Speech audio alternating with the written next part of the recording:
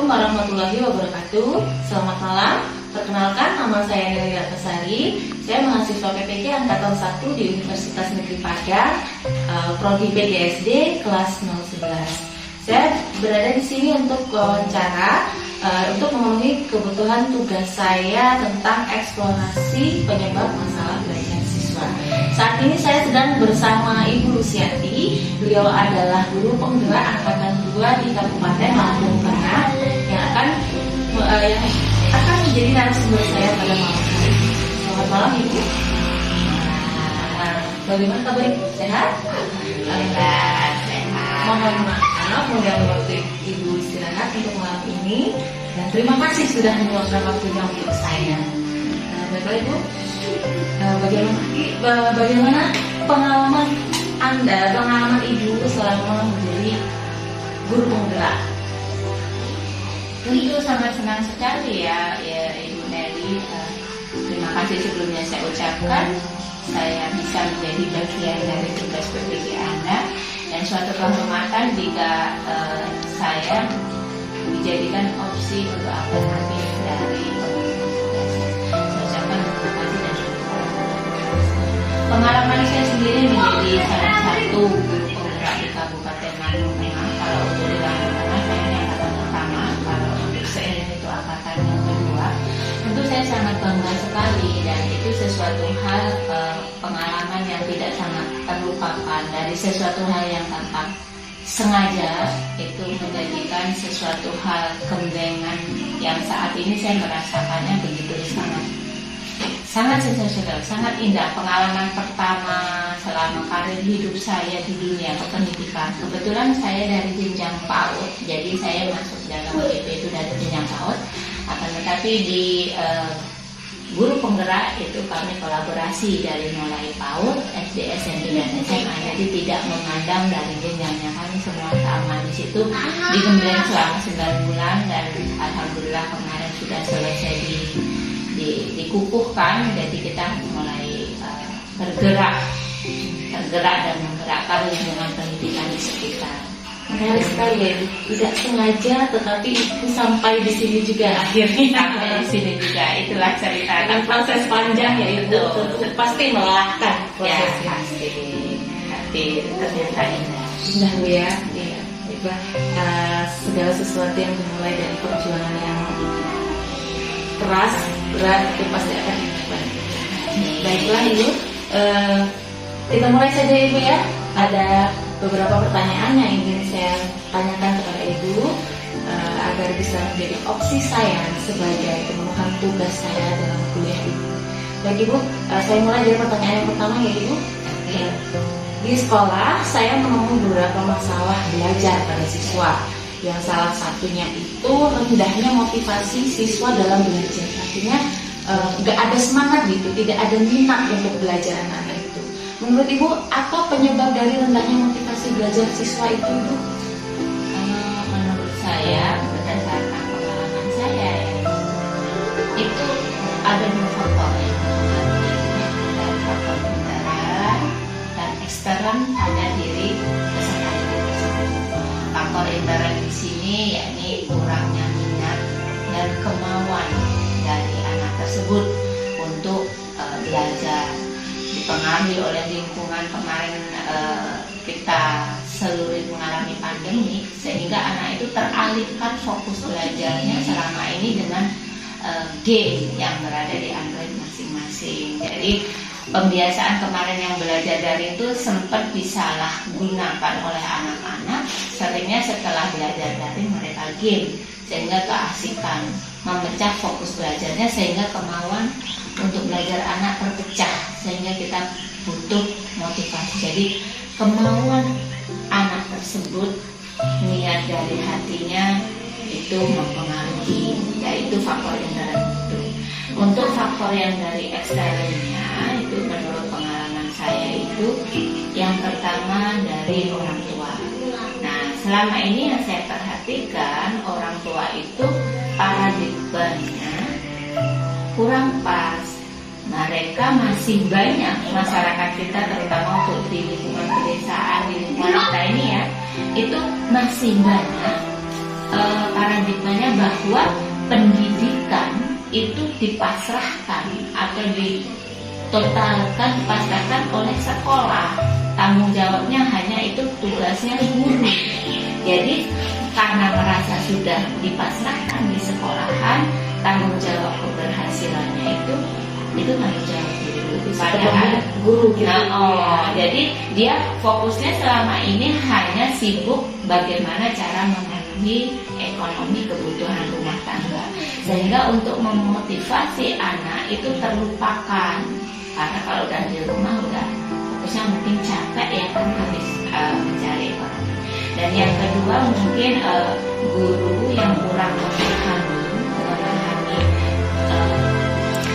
memahami setiap peserta didik itu, bahwa setiap peserta didik itu pada dasarnya mempunyai kemauan, kebutuhan, minat belajar yang berbeda-beda, sehingga guru itu mungkin selama ini belum bisa mengidentifikasi gaya belajar setiap peserta didik, sehingga guru tersebut belum bisa memotivasi anak-anak dalam. Baik Ibu, untuk pertanyaan yang nomor 2, menurut Ibu apa saja sebenarnya yang menjadi faktor yang mempengaruhi rendahnya hasil belajar siswa? Anak itu nilainya kecil, kenapa sih Bu? Kira-kira apa sih faktornya? Banyak sekali faktor yang mempengaruhinya ya. Salah satu atau salah sekian dari beberapa faktor itu saya coba ungkapkan berdasarkan pengalaman saya. Yang pertama, faktor tersebut dipengaruhi bisa jadi dari gurunya yang mungkin belum bisa mengidentifikasi gaya belajar anak, belum bisa menemukan pembelajaran berdiferensiasi untuk setiap peserta didik itu apa, itu belum bisa dikarenakan juga media pembelajarannya masih minim, mungkin juga wawasan guru belum banyak, belum luas, belum terbuka, media yang terbatas di sekolahan tersebut, sehingga jika guru tersebut ini mungkin sudah banyak wawasan pengetahuannya, saya yakin aset yang ada di lingkungan tersebut bisa menjadi sebuah pemenuhan kebutuhan minat belajar pada anak itu sesuai dengan gaya belajar anak tersebut. Karena setahu saya setiap anak itu unik, jadi dia harus memerlukan gaya belajar berbeda-beda, apakah dia itu visual, apakah dia audio, atau dia kinestetik seperti itu. Dan yang kedua bisa juga melalui paradigma yang seperti yang saya contohkan tadi, paradigma dari masyarakat atau wali murid, orang tua itu sendiri yang merasa bahwa pendidikan itu hanya tanggung jawab guru saja, atau kemauan yang intaran anak tersebut, kemauan untuk belajarnya dia rendah, sehingga dia hasil belajarnya menurun. Dan yang lebih menjadi faktor pendukung juga sekolahan yang kurang bisa memfasilitasi atau memberikan fasilitas yang mencukupi untuk kegiatan proses belajar mengajar seperti itu. Baik Bu. Untuk pertanyaan yang ketiga Ibu, dari masalah-masalah yang kita temukan tadi, apa solusi yang dapat diterapkan untuk mengatasi masalah rendahnya motivasi belajar siswa tadi dan nilainya kok kecil gitu Bu? Kira-kira solusi apa sih Bu yang bisa diterapkan? Kalau yang pertama tadi, jika kita sudah mengetahui faktornya itu seperti yang saya katakan, jika guru tersebut itu mampu refleksi diri bahwa ternyata saya menjadi guru itu kurang mampu, kurang berhasil, bahwa ternyata anak didik saya, anak murid saya ini tingkat keberhasilan belajar, berarti apa yang harus saya lakukan? Refleksi diri dulu guru tersebut, sehingga jika sudah menemukan mungkin saya kurangnya wawasan, kurangnya pemahaman, silakan dicek diri, up to date, misalnya bisa guru tersebut belajar mungkin lewat KKG, lewat forum, mengikuti pembelajaran melalui webinar, atau mungkin bisa tukar pikiran dengan rekan sejawat, atau bisa pembelajaran mandiri yang dilakukan banyak sekali saat ini semenjak ada Merdeka Belajar nih ya. Banyak sekali webinar-webinar, bahkan forum-forum resmi untuk kita mencas diri, upgrade diri pengetahuan kita, bagaimana cara pemenuhan pembelajaran ke anak gitu. Jadi solusinya selain guru tersebut itu mencas diri, dia akan tertantang untuk menciptakan sebuah pembelajaran itu gimana sih yang menarik gitu. Bagaimana biar menarik itu apa yang harus saya perbuat. Nah, jika guru tersebut mau membuka diri, mencari wawasan dari berbagai sumber itu tadi, otomatis dia akan menemukan sesuatu pola kreativitas bahwa anak peserta didik saya kebutuhan belajarnya begini, dan mungkin kalau bosan di dalam kelas bisa saya melakukannya di luar kelas, karena untuk di Merdeka Belajar ini ruang belajar itu tanpa batas.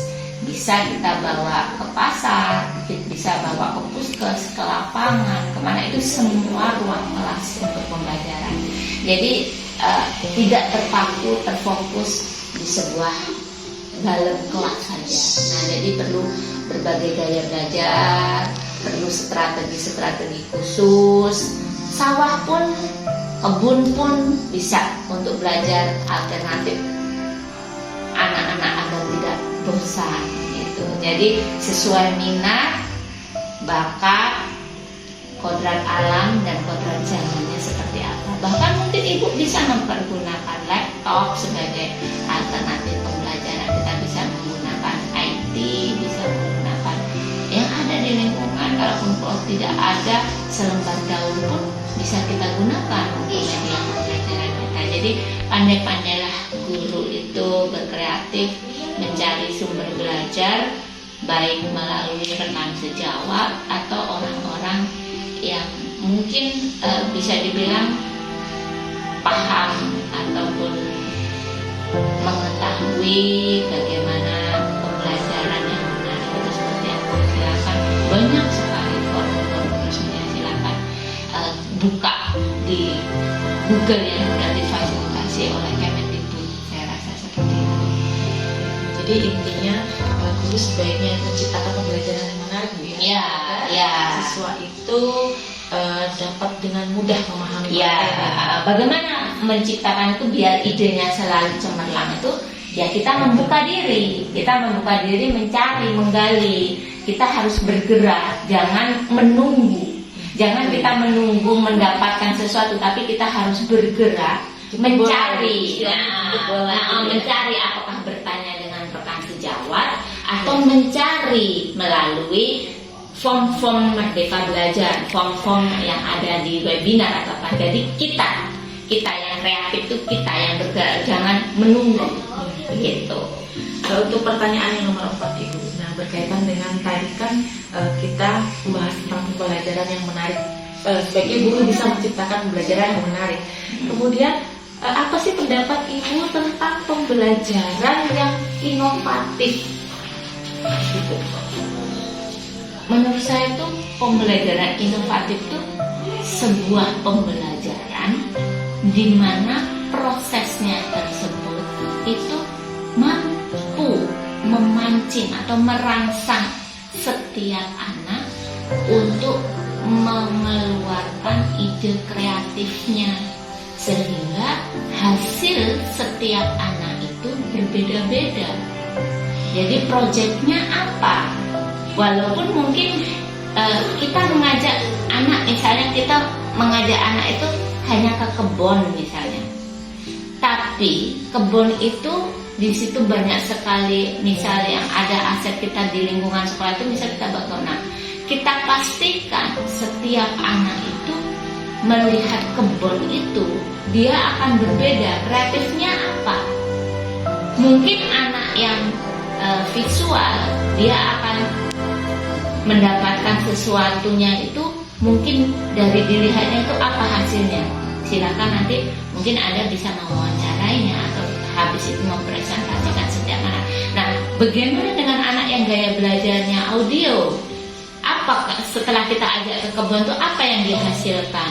Begitu juga yang anak kinestetik, gaya belajarnya seperti apa. Nah, jadi inovatif itu sebuah pembelajaran di mana proses kegiatan belajar mengajar itu mampu memotivasi atau merangsang setiap peserta didik untuk menghasilkan sebuah kreativitas. Itu ya. Iya. Pertanyaan yang selanjutnya itu, menurut Ibu apa faktor yang membuat siswa mengalami kesulitan dalam membaca, Ibu? Ini sering sekali kita temui bahwa anak itu sudah berada di kelas besar, tapi dia masih sulit untuk membaca. Ketika ada pelajaran, tolong dibaca nak, gitu kan, guru seperti itu biasanya, tapi dia masih membaca dengan terbata-bata. Sedangkan sudah berada di kelas besar, namun membacanya itu masih belum lancar, Ibu. Kira-kira faktor apa sih Ibu yang membuat siswa mengalami kesulitan belajar dalam membaca seperti itu? Ya mungkin pertama perlu kita lebih teliti, lebih detail lagi kita pendekatannya. Maksudnya kita pelajarinya lebih spesifik ke anak ini. Apa sih penyebabnya? Apakah anak tersebut mengalami traumatik secara psikologisnya? Apakah ada sesuatu hal di rumah sehingga memungkinkan anak itu traumatik untuk berbicara dengan orang lain. Membaca itu kan berawal dari berbicara. Jika mungkin dia pernah mengalami suatu kejadian yang membuat dia traumatik untuk berbicara atau mengungkapkan sesuatu, itu biasanya menghambat seseorang untuk belajar membaca. Selanjutnya juga mungkin kita lihat juga apakah anak ini mohon maaf mungkin secara IQ anak itu memang kurang atau seperti apa dia dalam menangkap itu IQ-nya kurang. Ada juga mungkin setelah kita melalui pendekatan, melalui penelitian lebih spesifik, anak ini itu kurang rangsangan dalam dia hal minat untuk membacanya itu kita kurang rangsangan. Berarti saya selaku guru mungkin harus menciptakan sesuatu yang membuat dia menarik untuk membuka buku. Mungkin diawali mungkin saya ajak ke pojok buku atau ke perpustakaan itu dengan mungkin mendengarkan sebuah cerita dulu, mendengarkan dongeng dulu, atau melalui kita ajak hal-hal yang menyenangkan dulu. Jadi kita mengidentifikasinya pelan-pelan. Jadi apa yang menyentuh kita melakukan pendekatan dulu terhadap anak tersebut. Apa sih? Apakah traumatik psikologisnya atau IQ-nya memang kurang, atau ketiganya memang guru yang kurang kreatif untuk merangsang minat bacanya. Nah, jadi setelah kita mengetahui itu, ayo kita coba selesaikan satu persatu dan kita coba ke anak tersebut. Bagaimana hasilnya? Nah, kalau traumatik berarti harusnya bagaimana penyelesaiannya? Jika memang IQ-nya yang mungkin memang rendah, itu berarti kita harus bisa menemukan pola termudah untuk anak tersebut membaca. Dan jika memang dia itu karena merasa bosan dengan cuma satu metode cara belajar, berarti guru itu harus dituntut lebih kreatif lagi. Bagaimana menciptakan suasana minat baca anak itu semenarik tanpa dia merasa bahwa dia itu belajar, tapi mungkin dengan cara bermain, dengan cara main-main. Banyak sekali mungkin kita bisa merangsangnya melalui mungkin pertama kita ajak main drama atau mendongeng atau mungkin bernyanyi dulu, atau mungkin bisa kita ajak tebak-tebakan, atau itu banyak sekali untuk merangsang. Jadi kreatif guru kembali lagi di sini dituntut. Kembali lagi ke guru ya. Iya. Guru itu kreatif dalam menentukan.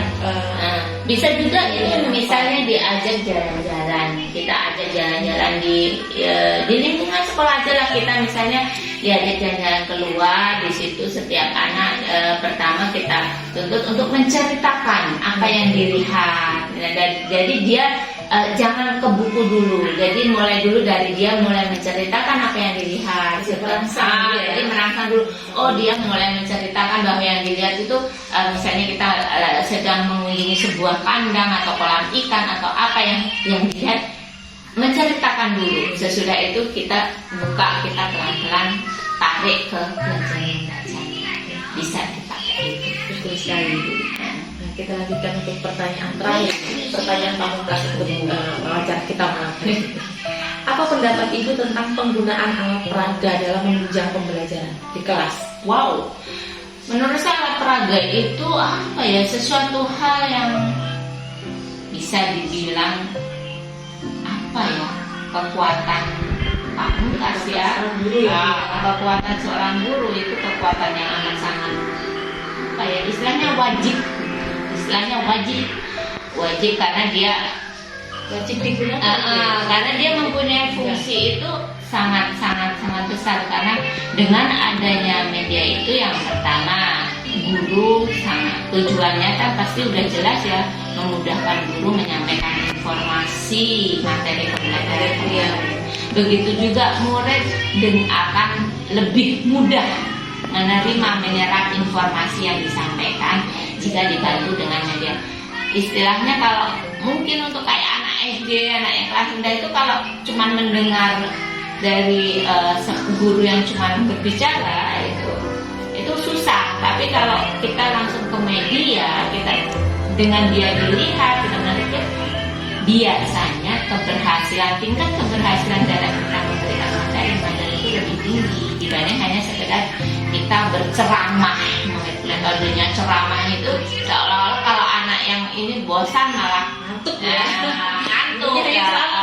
Jadi akhirnya materi itu tidak tersampaikan, hasil belajarnya ini mohon maaf kembali lagi ke rendah, dan kesannya gurunya hanya akhirnya pintar berceramah di sini ya. Jadi dengan media itu udah sangat jelas, itu benar-benar yang harus yang utama itu di sini, harus disiapkan oleh seorang guru, karena itu tujuannya udah sangat jelas, memudahkan guru menyampaikan, begitu juga sangat memudahkan anak dalam menerima materi pembelajaran.